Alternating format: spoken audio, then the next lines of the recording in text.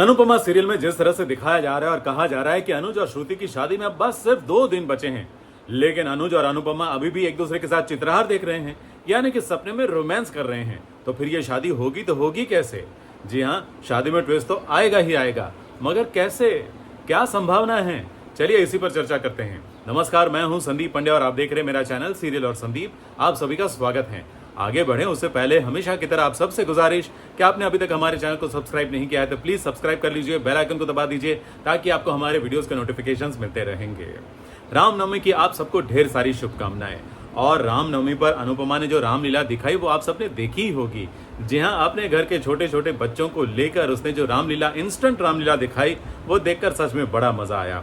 और ये देखकर अनुज भी खुश हुआ, अनुज के साथ आई आद्या भी खुश हुई, श्रुति भी खुश हुई। और आद्या को खुशी से अनुपमा की ये रामलीला देखते हुए देखकर लगा कि ये आद्या कहीं बदल तो नहीं रही है, लेकिन नहीं, ऐसा नहीं है, अभी भी वो वैसे की वैसी ही है। हाँ, बच्चों की रामलीला देखकर उसको थोड़ी खुशी हो रही थी, क्योंकि आफ्टर ऑल वो भी तो एक बच्ची ही तो है।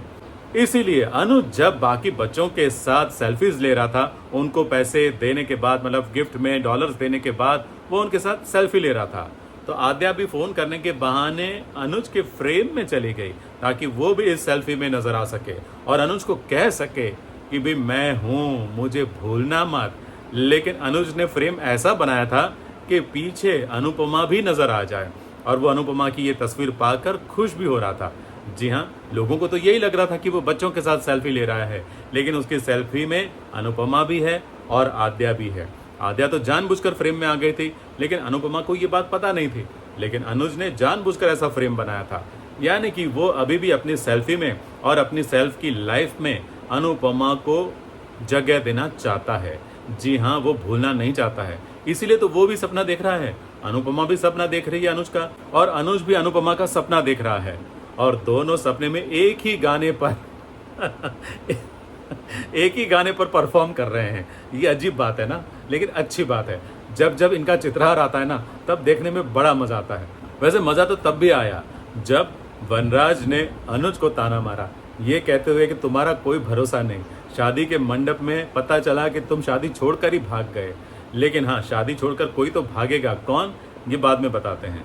लेकिन अब आने वाले एपिसोड में आपको पता चलेगा कि बापू जी सब जा रहे हैं, अहमदाबाद वापस जा रहे हैं और अनुपमा उनको विदा कर रही है। लेकिन साथ ही साथ वनराज जो है अनुपमा को ताना मारने वाला है कि अच्छी बात है, तुम अब पतिदान करोगी अनुज की शादी में जाओगी और वहाँ जाकर पतिदान करने वाली हो।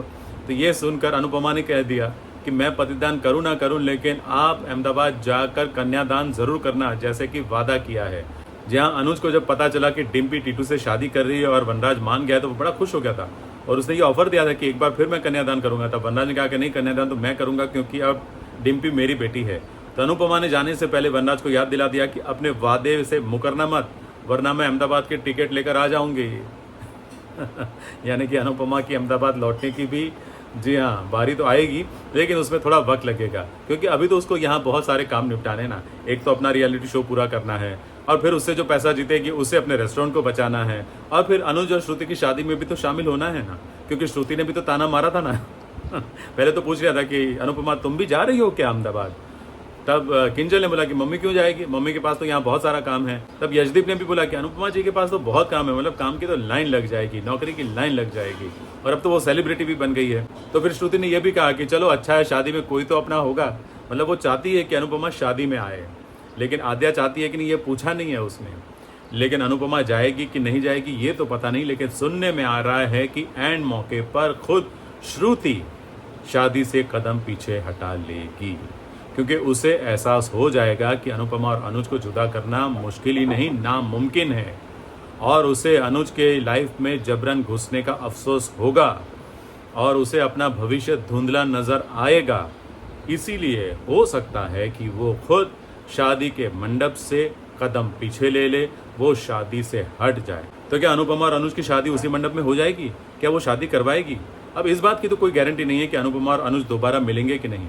हाँ, ये जरूर हो सकता है कि छोटी अनु यानी कि आद्या जो है वो एक बार फिर अनुपमा को ब्लेम कर दे कि आपके कारण ही, आपकी मौजूदगी के कारण ही ऐसा हुआ, आप यहाँ आते नहीं और ऐसा सीन होता नहीं।